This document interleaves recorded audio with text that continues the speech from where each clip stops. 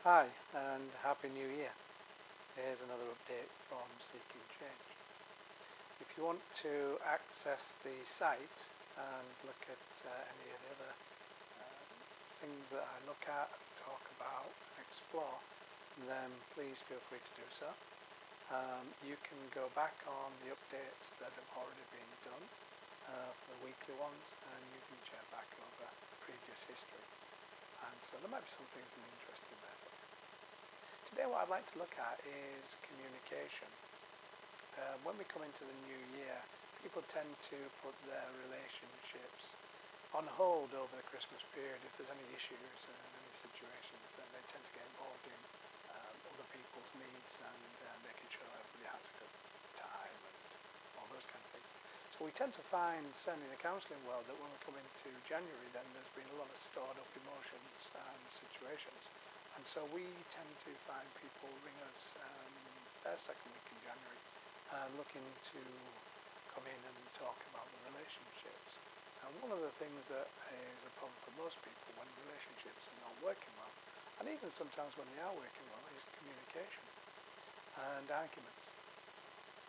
Arguments are not a communication structure in my world.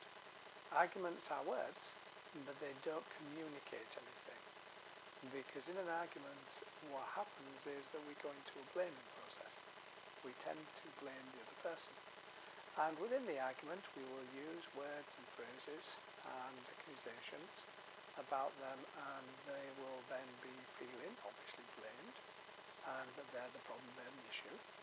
And instead of actually listening to what you're saying, what they will be doing, they'll be storing up their process when you take a breath of coming in, and then they will have accusations and blame for you. So it tends to be a step-up process. Things get bigger and bigger. And sometimes we bring in other people into the argument and who aren't even in the room.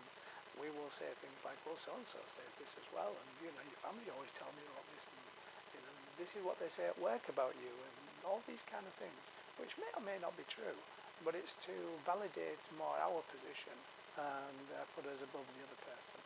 So it's kind of like a stepped process, and we were just looking for the next form of attack. So communication isn't in arguments. If you can stop arguing and start talking, then you can then be heard and listened to, and you can get your point of view across. You could have very heated discussions, and the difference between a discussion and argument is there's no blame in a discussion. And so when you're working through the process of communicating your issues, your feelings, your emotions, whatever it is, if you use the blaming words, then you're more likely to go into an argument. Now there's two words that we all use really, in a sense of blaming. There's lots of words after these two words, but there's only two words that start it. And the two words will be you and your, in a telling sense. So if you're saying you do this, you do that, I think you're this, I think you're that, any of those kind of processes, then you're blaming. If you use you and your in an asking sense, would you, could you, will you, do you, then there's a big difference. And the reason why there's a difference is that if you use it in a telling sense, the person you're trying to talk to or communicate with actually is given no understanding that they have a position. They're being told who they are, what they are, how they think, how they feel, whatever it is you're telling them. They have no way of coming back, apart from saying, oh no, I'm not, you are, argument, or they walk away from the process and the other person chases to resolve. What we do in arguments and with communication, we create space for ourselves. We attack the other person verbally in order to create a space so that they move away from us and out of our space and place. That is because we in an argument are feeling insecure. So we use very strong language to create security, which doesn't work. But that's what human beings do.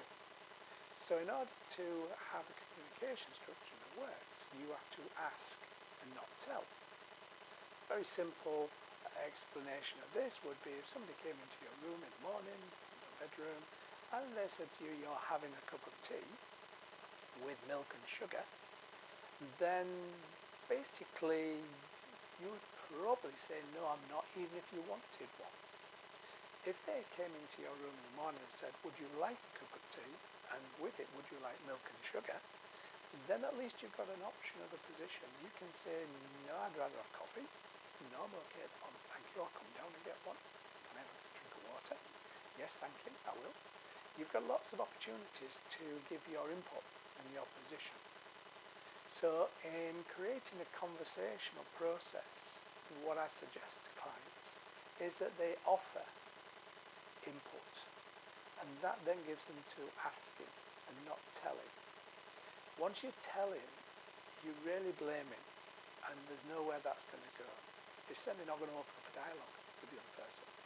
But if you use offerings and asking, then you're more likely to get better results, and you're more likely to get a conversation.